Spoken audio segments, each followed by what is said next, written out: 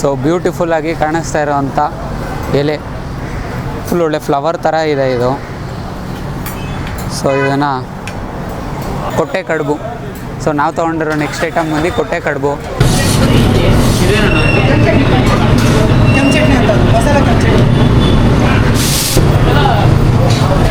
ನಮ್ಮದು ಇದು ದಾವಣಗೆರೆ ಓಕೆ. ನಮ್ಮ ಹೋಟ್ಲು ಬಂದ್ಬಿಟ್ಟು ಇಲ್ಲಿ ಇಬ್ಬಲ ಬಸ್ ಸ್ಟಾಪ್ ಇದೆಯಲ್ಲ, ಅಲ್ಲಿಂದ ಸ್ವಲ್ಪ ಮುಂದೆ ಬರುತ್ತೆ. ಈ ಕಡೆ ಅಂತಂದರೆ ಅಮ್ಮಾಜಿ ಕ್ಯಾಂಟೀನ್ ಸ್ವಲ್ಪ ಹಿಂದೆ ಬರುತ್ತೆ. ಓಕೆ. ಸೊ ಟೈಮಿಂಗ್ಸ್ ಬಂದ್ಬಿಟ್ಟು ಬೆಳಗ್ಗೆ 7 ಗಂಟೆಯಿಂದ 12:30 ಕ್ಲೋಸ್ ಆಗುತ್ತೆ. ತಿರ್ಗಿ ಸಂಜೆ 4ರಿಂದ 9:30 ಗಂಟೆ ಇರುತ್ತೆ.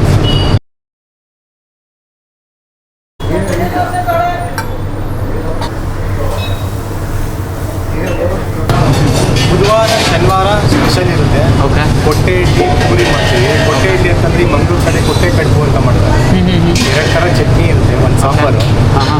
ಆಮೇಲೆ ದೋಸೆಲಿ ನಿಮ್ಗೆ ಬಂದರೆ ದಾವಣಗೆರೆ ಬೆಣ್ಣೆ ದೋಸೆ ಆದ್ದರಿಂದ ನಾವು ನಂದಿನಿ ಬೆಣ್ಣೆನೇ ಯೂಸ್ ಮಾಡೋದು. ಆಮೇಲೆ ನಮ್ಮಲ್ಲಿ ಓಪನ್ ಅಂತ ಬರುತ್ತೆ, ಪುಡಿ ಪೌಡ್ರ್ ಬರುತ್ತೆ. ಆ ಪುಡಿ ಪೌಡ್ರಿಗೆ ಎಲ್ಲ ಒರಿಜಿನಲ್ಲು ಗಡಿ ಮೆಣಸಿನ್ಕಾಯಿ ಮತ್ತು ಗುಂಟೂರು ಮೆಣಸಿನ್ಕಾಯಿ ಎಲ್ಲ ಸ್ಪೆಷಲ್ ಹೊರಗಡೆಯಿಂದ ಕಳಿಸಿ ನಾವು ಮಾಡೋದು. ತುಂಬ costly item. Okay. Home made ಮಾಡೋದಾ ಅದನ್ನು? ಹೋಮ್ ಮೇಡ್ ನಾವೇ ತಯಾರಿಸೋದೆಲ್ಲ. ಮಸಾಲೆಗಳೆಲ್ಲ ಫ್ರೈ ಮಾಡಿ ಎಲ್ಲ ನಾವೇ ಮಾಡೋದು. ಆಮೇಲೆ ಸಕ್ಕಿದೆ, ಬೆಂಡೆಕಾಯಿ ಇದೆ, ಬೆಣ್ಣೆ ಮಸಾಲೆ ಇದೆ, ಆಮೇಲೆ ಓಪನ್ ಅಂತ ಅದೇ ಪುಡಿ ಪೌಡ್ರು ಅದಿದೆ. ಮತ್ತು ಪೂರಿ ಇದೆ. ಪೂರಿ ನೋಡಿದ್ರೆ ನೀವು ಬರೀ ಒಂದೂವರೆ ಶನಿವಾರ ಮಾತ್ರ ನೀಟಾಗಿ ಹಾಕ್ಕೊಡ್ತೀವಿ. 2 ಪೀಸ್ ಬರ್ತದೆ. ಆಮೇಲೆ ಕೊಟ್ಟೆ ಇದೆ. ಸೊ ನಿಮ್ಮಲ್ಲಿ ಏನು ಫಾಸ್ಟ್ ಮೂವಿಂಗ್ ಬರ್ತದೆ? ಸರ್ ನಮ್ಮಲ್ಲಿ ದೋಸೆ ಜಾಸ್ತಿ ಹೋಗುತ್ತೆ. ಸೊ ಹಾಯ್ ಹಲೋ ನಮಸ್ತೆ ಕರುನಾಡು, ನಾನು ನಿಮ್ಮ ಮನೋಜ್. ನೀವು ನೋಡ್ತಾ ಇದ್ದೀರಾ ನಮ್ಮ ಯೂಟ್ಯೂಬ್ ಚಾನಲ್ ನಮ್ಮೂರ ರಸದೌತಣ. ಸೊ ನಮ್ಮ ಚಾನಲ್ ಸಬ್ಸ್ಕ್ರೈಬ್ ಆಗಿಲ್ಲ ಅಂದರೆ ದಯವಿಟ್ಟು ಸಬ್ಸ್ಕ್ರೈಬ್ ಮಾಡ್ಕೊಳ್ಳಿ. ಮತ್ತು LSC ಮಾಡೋದು ಮಾತ್ರ ಮರಿಬಿಡಿ. LSC ಅಂದರೆ ಲೈಕು, ಶೇರು ಮತ್ತು ಕಮೆಂಟು. ನಾವು ಬಂದಿರೋಂಥ ಸ್ಪಾಟು ಬಂದುಬಿಟ್ಟು ಶ್ರೀ ಗಣೇಶ್ ದಾವಣಗೆರೆ ಬೆಣ್ಣೆ ದೋಸೆ ಅಂತ. ಇದು ಲೊಕೇಟ್ ಆಗಿರೋದು ನಿರ್ಮಲಾ ಸ್ಟೋರ್ಸು. ಬಸ್ ಸ್ಟಾಪಿಂದ ಒಂಚೂರು ಮುಂದಕ್ಕೆ ಬಂದರೆ ಲೆಫ್ಟ್ ಸೈಡಲ್ಲಿ ಸಿಗುತ್ತೆ. ಸೊ ವಿಡಿಯೋ ಡಿಸ್ಕ್ರಿಪ್ಷನಲ್ಲಿ ಲೊಕೇಶನ್ ಇರುತ್ತೆ, ಕ್ಲಿಕ್ ಮಾಡಿ. ಗೊತ್ತಾಗಿಲ್ಲ ಅಂದರೆ ಡೈರೆಕ್ಟಾಗಿ ಬಂದುಬಿಡ್ತೀರಾ. ಸೊ ಇವತ್ತು ನಾವು ಇವ್ರದ್ದು ದಾವಣಗೆರೆ ಬೆಣ್ಣೆ ದೋಸೆ ಆಗಿರೋದ್ರಿಂದ ಬೆಣ್ಣೆ ದೋಸೆ ಅಂತೂ ಪಕ್ಕಾ ಟ್ರೈ ಮಾಡ್ತೀರಿ. ಅದು ಬಿಟ್ಟು ಇವರಲ್ಲಿ ಬೇರೆ ಬೇರೆ ವಿಶೇಷತೆಗಳು, ಬೇರೆ ಬೇರೆ ಅಡುಗೆಗಳಿದೆ. ಸೊ ಶನಿವಾರ ಮತ್ತು ಬುಧವಾರ ಸ್ಪೆಷಲ್ ವೆರೈಟೀಸ್ ಇದೆ. ಸೊ ಇದನ್ನೆಲ್ಲ ಟೇಸ್ಟ್ ಮಾಡೋಣ, ಹೇಗಿದೆ ಅಂತ ಫುಡ್ ರಿವ್ಯೂ ಮಾಡೋಣ. ಸೊ ಗುರುವಾರ ರಜಾ ಇದು. ಸೊ ಬನ್ನಿ, ಲೆಟ್ಸ್ ಗೋ.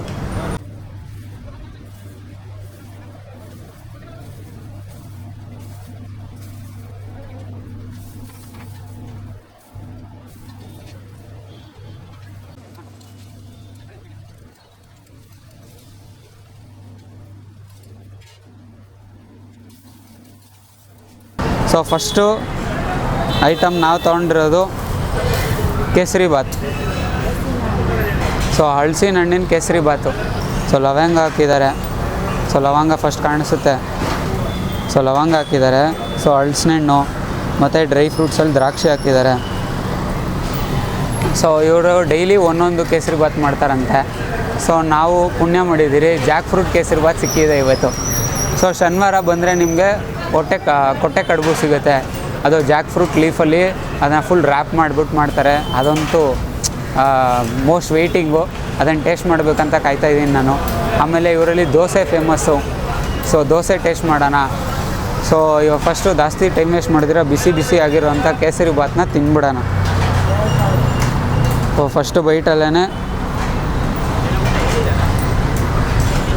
ಜಾಕ್ ಫ್ರೂಟ್, ಹಲಸಿನ ತೊಳೆ ಸಣ್ಣದಾಗಿ ಪೀಸ್ ಮಾಡಿ ಹಾಕಿದ್ದಾರೆ. ಸೊ ಇದನ್ನು ತಿನ್ಬಿಡೋಣ. ಆಹಾ,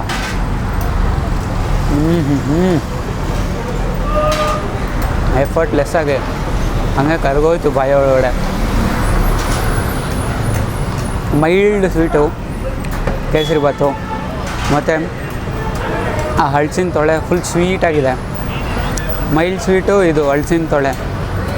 ಅದು ರವೆ ಕೂಡ ಅಷ್ಟೇ, ಸಣ್ಣ ರವೆ, ಚಿರೋಟಿ ರವೆ ಬರುತ್ತಲ್ಲ ಅದರಲ್ಲಿ ಮಾಡಿರೋದು.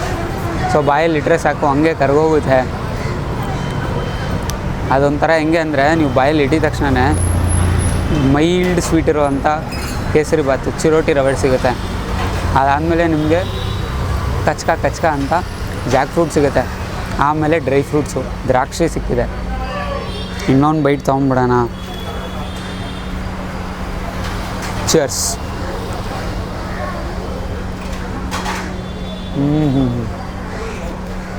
ಹಾಂ, ಸಖತ್ ಮಜಾ ಇದೆ.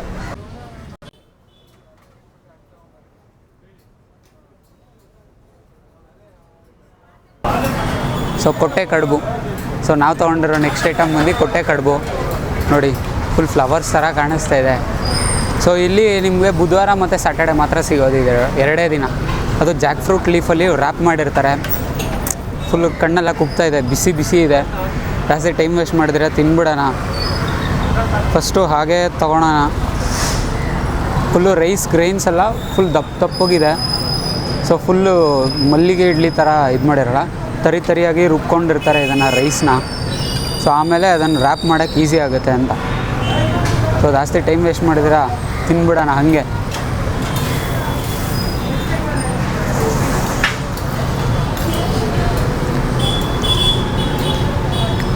ಇಡ್ಲಿಗೆ ಆ ಜಾಕ್ ಫ್ರೂಟು ಫ್ಲೇವರು ಎನ್ಹ್ಯಾನ್ಸ್ ಆಗಿದೆ.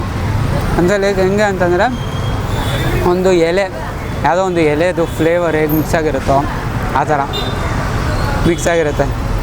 ಸೊ ಇದನ್ನು ಕೆಂಪು ಚಟ್ನಿ ಜೊತೆ ತಿನ್ಬಿಡೋಣ.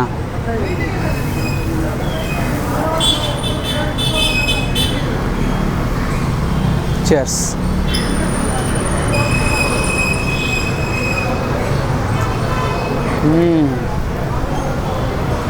ಬ್ಯಾಡಿಗೆ ಮೆಣಸಿನ್ಕಾಯಿ, ತೆಂಗಿನಕಾಯಿ ಮತ್ತು ಕಡಲೆಬೇಳೆ ಹೋಗಿದೆ, ಮತ್ತು ಸಾಸಿವೆ ಒಗ್ಗರಣೆ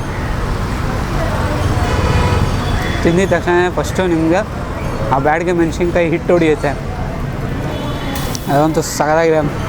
ಈ ಚಟ್ನಿ ಏನಾದರೂ ನಿಮಗೆ ನೀವು ಖಾರ ಜಾಸ್ತಿ ತಿಂತೀರಾ ಅಂತಂದರೆ ಡೆಫಿನೆಟ್ಲಿ ಟ್ರೈ ಮಾಡ್ಬೋದು ಈ ಚಟ್ನಿನ. So next green chutney. Full thick consistency ಇಲ್ಲಿರೋವಂಥ ಫುಲ್ಲು ಗ್ರೀನ್ ಆಗಿ ಕಾಣಿಸ್ತಾ ಇರೋವಂಥ ಚಟ್ನಿ. ಇದನ್ನು ಟೇಸ್ಟ್ ಮಾಡಿಬಿಡೋಣ.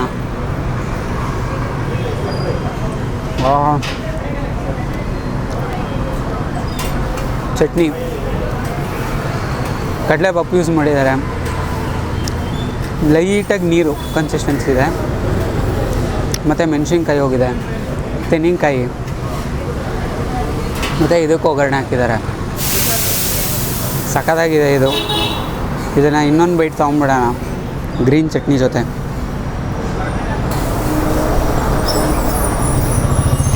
ಚಿಯರ್ಸ್.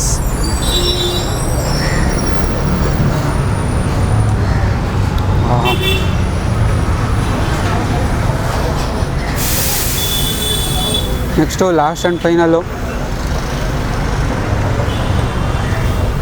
ತಿಳಿ ಸಾರು ಕೊಟ್ಟಿದ್ದಾರೆ. ಸೊ ಇದರಲ್ಲಿ ಫುಲ್ಲು ವಾಸನೆ ಬರ್ತಾಯಿದೆ, ಹಿಂಗಿನ ವಾಸನೆ. ಸೊ ಇದಂತೂ ನನಗೆ ಫುಲ್ ಟೆಂಪ್ಟ್ ಮಾಡ್ತಾಯಿದೆ. ಮತ್ತು ಆರೆಂಜ್ ಕಲರ್ ಕಾಣಿಸ್ತಾ ಇದೆ. ಸೊ ಆರೆಂಜ್ ಕಲರು ಇರೋ ಸಾಂಬಾರನ್ನ ಫಸ್ಟು ಟೇಸ್ಟ್ ಮಾಡಿಬಿಡೋಣ ಹಂಗೆ.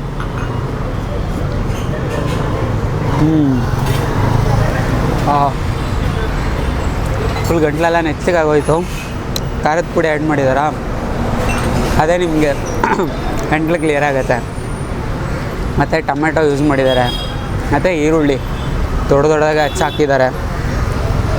ನೋಡಿ ಈರುಳ್ಳಿ ದೊಡ್ಡದಾಗಿ ಹೆಚ್ಚಾಕಿದ್ದಾರೆ, ಒಗ್ಗರಣೆ ಹಾಕಿದ್ದಾರೆ. ಮೇಯ್ನು ನೀವು ಸಾಂಬಾರು ತಿಂದ ತಕ್ಷಣ ಆ ಹಿಂಗಿನ ವಾಸನೆ ತಕ್ಕಂತ ಹಂಗೆ ಬಾಯ ಒಳಗಡೆನೂ ಬರುತ್ತೆ, ಮೂಗುಗೂ ಏರುತ್ತೆ. ಸೊ ಇಲ್ಲೆಲ್ಲ ಫ್ರೆಶ್ಲಿ ಪ್ರಿಪೇರ್ಡು. ಸೊ ನಿಮ್ಮ ಮುಂಚೆನೇ ಇಟ್ಬಿಟ್ಟಿರ್ತಾರೆ ಅಂತೆಲ್ಲ ಏನಿಲ್ಲ. ಸ್ಟಾಕು ನೀವು ಕೇಳ್ದಂಗೆ ಮಾಡಿಕೊಡ್ತಾರೆ. ದೋಸೆ ಅಂತೂ ಫುಲ್ ಫ್ರೆಶ್ಲಿ ಪ್ರಿಪೇರ್ಡು. ಇಡ್ಲಿ ಕನ್ಸಿಸ್ಟೆನ್ಸಿ ಕೂಡ ಅಷ್ಟೇ, ಮ್ಯಾಚ್ ಮಾಡೋಕ್ಕೆ ಆಗಲ್ಲ. ವೀಡಿಯೋ ಫುಲ್ ಫುಟೇಜ್ ನೋಡಿ, ಕಿಚನ್ ಎಲ್ಲ ಕವರ್ ಮಾಡಿದ್ದೀರಿ. ಹೈಜೀನ್ ಕೂಡ ಅಷ್ಟೇ ನೀಟಾಗಿ ಮೇಂಟೈನ್ ಮಾಡಿದ್ದಾರೆ ಎಲ್ಲರೂ. ಇದು ಏನಪ್ಪ ಸೇಫ್ಟಿ ಪ್ರಿಕಾಷನ್ಸ್ ಎಲ್ಲ ಯೂಸ್ ಮಾಡ್ತಾರೆ. ಅದೇ ಇಂಪಾರ್ಟೆಂಟ್ ಆ್ಯಕ್ಚುಲಿ. ಒಂದು ಹೋಟ್ಲು ಸಕ್ಸಸ್ಫುಲ್ಲಾಗಿ ರನ್ ಆಗಬೇಕು ಅಂತಂದರೆ ಟೇಸ್ಟು ಮತ್ತು ಸ್ಟಾಫು ತುಂಬ ಇಂಪಾರ್ಟೆಂಟ್ ಆಗ್ತಾರೆ.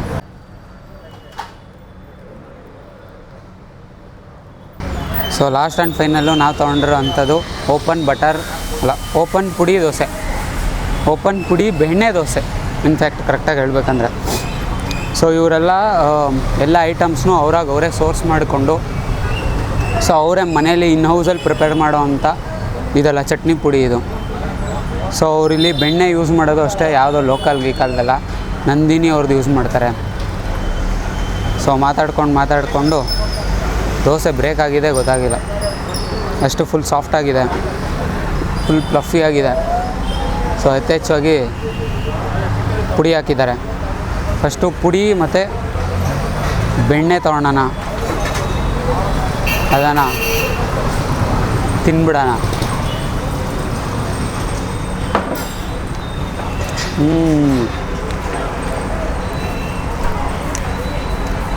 ಫಸ್ಟು ನೀವು ತಿಂದಾಗ ದೋಸೆ ಮತ್ತು ಬೆಣ್ಣೆ ಅಷ್ಟೇ ಫ್ಲೇವರು ಗೊತ್ತಾಗುತ್ತೆ. ಆಮೇಲೆ ತಿಂತಾ ಅಗೀತಾ ಆ ಪುಡಿದು ಬ್ಯಾಡಗಿ ಮೆಣಸಿನ್ಕಾಯಿ, ಕಡಲೆಪಪ್ಪು, ಕಡಲೆಬೇಳೆ, ಆ ಜೀರಿಗೆ ಫ್ಲೇವರು, ಸಾಸಿವೆ ರೋಸ್ಟ್ ಆಗಿರುವಂಥ ಆ ಫ್ಲೇವರು ಎಲ್ಲ ಬರುತ್ತೆ. ಬ್ಯಾಡಗಿ ಮೆಣಸಿನ್ಕಾಯಿ ಖಾರ ಇದೆ. ಸೊ ಯೂಶ್ವಲಿ ಬೆಣ್ಣೆ ದೋಸೆ ಅಂತಂದರೆ ನಮ್ಗೆ ನೆನಪೇ ಆಗೋದು ದಾವಣಗೆರೆ. ಸೊ ದಾವಣಗೆರೆಯಲ್ಲಿ ಸಿಕ್ಕಾಪಟ್ಟೆ ಖಾರ ಇರೋವಂಥ ಚಟ್ನಿನೇ ಯೂಸ್ ಮಾಡೋದವರು. ಸೊ ಇಲ್ಲೂ ಕೂಡ ಅಷ್ಟೇ ಖಾರ ಚಟ್ನಿನೇ ಮಾಡ್ತಾರೆ, ಅದು ಫುಲ್ ಗಟ್ಟಿಯಾಗಿರುತ್ತೆ. ನೋಡಿ ಎಷ್ಟು ದಪ್ಪ ಕೊಟ್ಟಿದ್ದಾರೆ, ಒಂದು ಚಿಕ್ಕ ಮುದ್ದೆ ಸೈಜಲ್ಲಿದೆ. ಸೊ ಇದನ್ನು ಚಟ್ನಿನ ದೋಸೆ ಜೊತೆಗೆ ತಿನ್ಬಿಡೋಣ.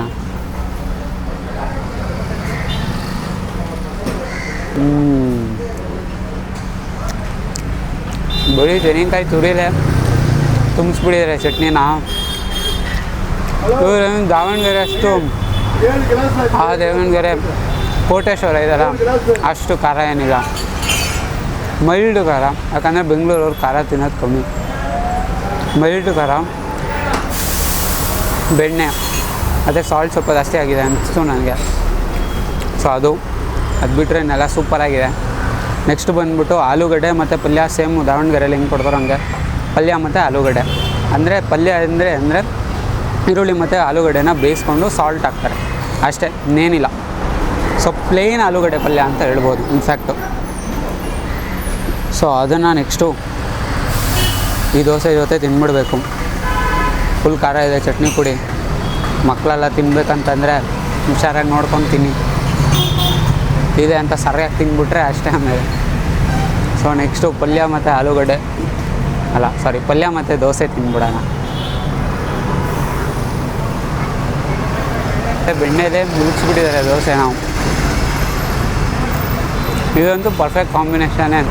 ಬಟ್ ಪಲ್ಯ ಮತ್ತು ದೋಸೆ ಮೈಲ್ಡ್ ಖಾರ, ಯಾಕಂದರೆ ನಾನು ಜಾಸ್ತಿ ಖಾರ ತಿನ್ನಲ್ಲ. ಚಟ್ನಿ ಪುಡಿ ಹೇಳಿ ಮಾಡಿಸಿ ಜೋಡಿ ನೆಕ್ಸ್ಟ್ ಲೆವೆಲ್ಗೆ ಮಜಾ ಇದೆ ಇದು.